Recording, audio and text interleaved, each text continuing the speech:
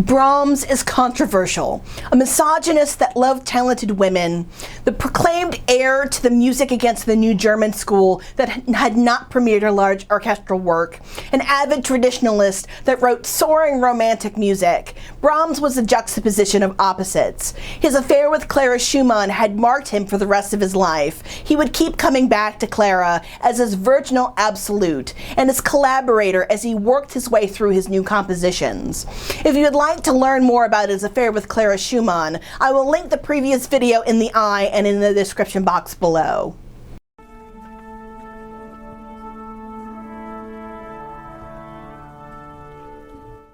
After separating from Clara in Dusseldorf, Brahms returned to his family in Hamburg.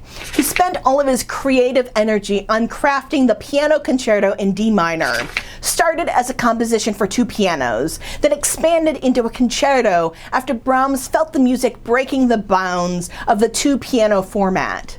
Started right after Robert leaped into the Rhine, it had reflections of the tumultuous feelings of the time, all expressed in D minor. Brahms sent sketches as he worked to both Joseph, Joachim, and Clara, almost in despair over the work but refusing to abandon it. After finishing a draft of the concerto in May 1857, he gained, with Clara's support, a position as a musician to the tiny court of Detmold in the capital of the Principality of Lippe, where he spent the winters of 1857 to 1860. He would play chamber music, solo with the orchestra in various concerti, and continue to write. He started a pattern of working summer vacations in the countryside, surrounded by friends. He would keep up the pattern of composing on summer vacation in the country, then returning to the city for winter for the rest of his life. The summer of 1858 saw him in Göttingen with Clara and her children by invitation of his friend Julius Otto Grimm, who directed music for the college in the town. Brahms met a professor's daughter, Agatha von Siebold, during that summer, and they began a flirty relationship.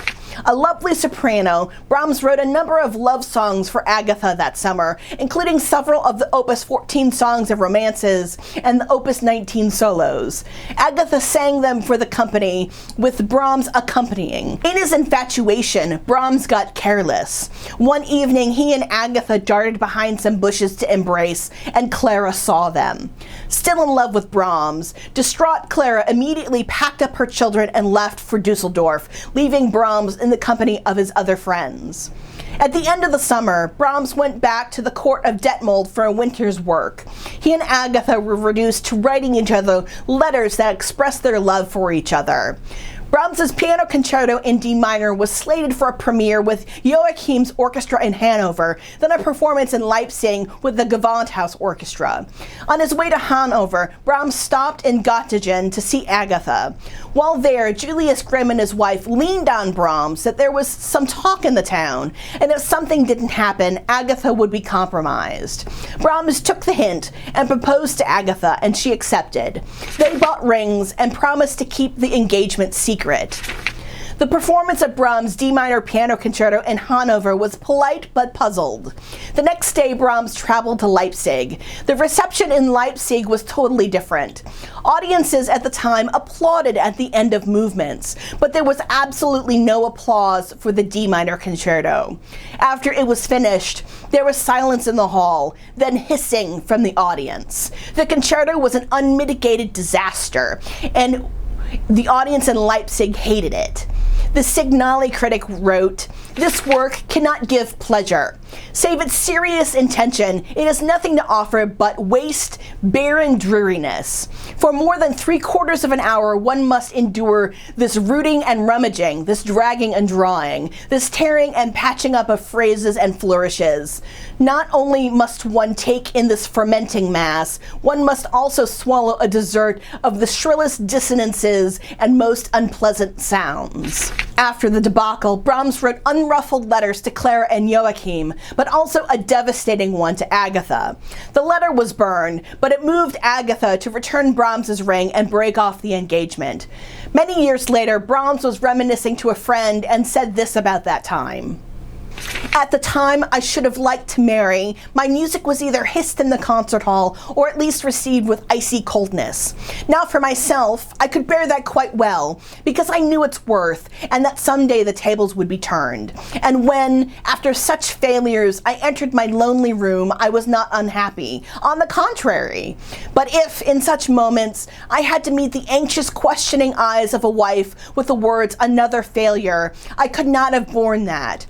For a woman might love an artist ever so much, she still cannot have perfect certainty of victory which is in his heart. And if she had wanted to comfort me, a wife to pity her husband for lack of success, I can't stand to think what hell that would have been. Brahms once again chose lonely freedom over hearth and home. As he wrote Agatha, he could not wear fetters and compose the way that he thought he needed to, because it would not support a wife and family. His music was still too foreign to audiences to bring in the money that would allow that. From that time forward, Brahms called Agatha his last love. Let's listen to a bit of the orchestral opening of Brahms' D Minor Piano Concerto and see what was so disturbing to critics and audiences. The opening is darker and more savage than other leading concerti of the day, where an audience could have expected something in major with the orchestra supporting pianistic brilliance. In the Brahms, instead, we find an opening which is a shout of unrest and alarm, low D in the timpani and strings and snarling horns. The key area is unstable, the harmony is unanchored, with wild chromatic shiverings of trills in the melodic line.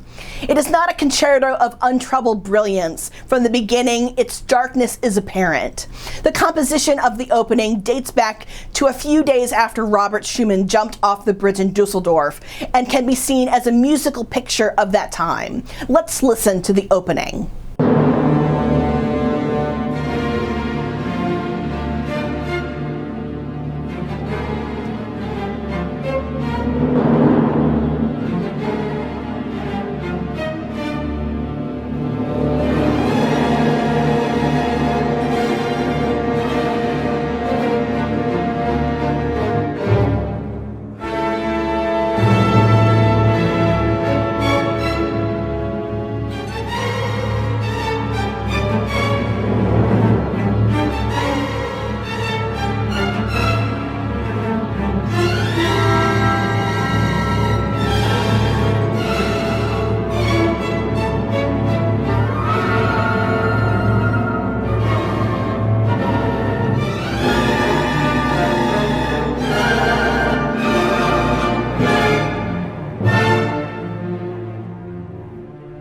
Brahms returned to Hamburg and performed his D Minor Concerto with his hometown orchestra to great acclaim.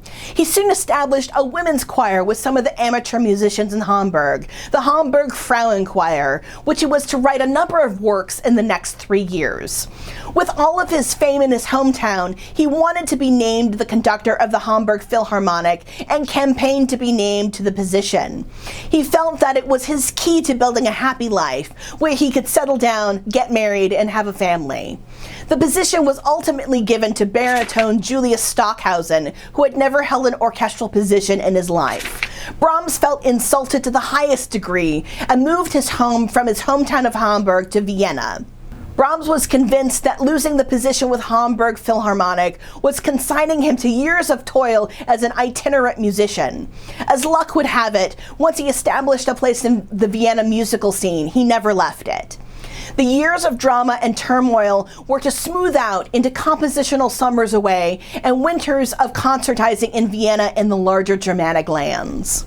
In 1863, he was appointed as conductor of the Vienna Sing Academy. He surprised his audiences by programming much work of the early German masters such as Heinrich Schütz and J.S. Bach, and other early composers such as Giovanni Gabrieli. More recent music was represented by the works of Beethoven and Felix Mendelssohn. Brahms also wrote works for the choir, including his motet, Opus 29. Finding, however, that the post encroached too much of his time he needed for composition, he left the choir in June of 1864. This would be a pattern for Brahms, getting conducting posts just to leave them because they impact his compositional time. His longest held position was the Winters in Detmold, which he held for 3 years. In Vienna, Brahms's circle grew to include the notable critic and opponent of the new German school, Edward Hanslick, and the conductor Hermann Levy and the surgeon Theodor Billroth, who were to become amongst his greatest advocates. In February 1865, Brahms's mother died of a stroke, and he began to compose his largest choral work, a German Requiem, Opus 45. The gestation was patchwork, and he sent sketches to Clara for comment. 6 movements were completed by 1866, with the last movement, to become the 5th, a work for soprano and orchestra, tacked on after the official premiere in Bremen in 1868. A humanist rather than a Christian work, it does not talk about Jesus Christ, even though the second movement touches on the Lord's return. Karl Reitenthaler, the music director in Bremen for the premiere, wrote Brahms to see if he could add something about Jesus to match the spirit of Good Friday, the date of its premiere. Brahms, an agnostic, was not going to put up with that sort of thing and wrote back, "As far as the text is concerned, I confess that I would gladly omit even the word German and instead use the word human. Also with my best knowledge, and I will dispense with places like John 3:16. On the other hand, I have chosen one thing or another because I am a musician, because I needed it, and because with my venerable authors I can't delete or dispute anything. But I had better stop before I say too much." As a compromise, Amalie Joachim sang "I Know That My Redeemer Liveth" from Handel's Messiah to placate the pious during the Good Friday premiere. Let's listen to a segment of the 4th movement, "How Lovely Is Thy Dwelling Place." Based on Psalm 84, the movement is straightforward, like a folk song. The choir begins together, declaiming the psalm, and is supported by the orchestra. The choir then breaks apart in a canon of entrances, reminiscent of a fugue. The voices all join together again to declaim the end of the phrase. Here is the opening section to "How Lovely Is Thy Dwelling Place" from the German Requiem.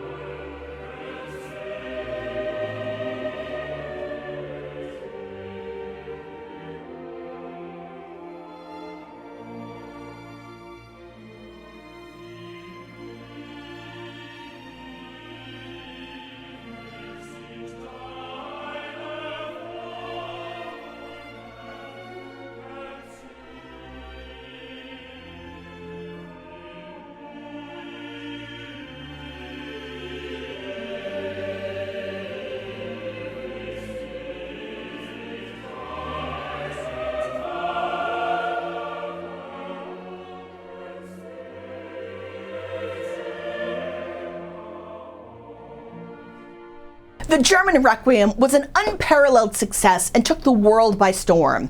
Choral groups the world over either did the full orchestra version or the version for 2 pianos arranged by Brahms himself. The Requiem effectively marked Brahms' arrival on the world stage. It is still one of his most popular works.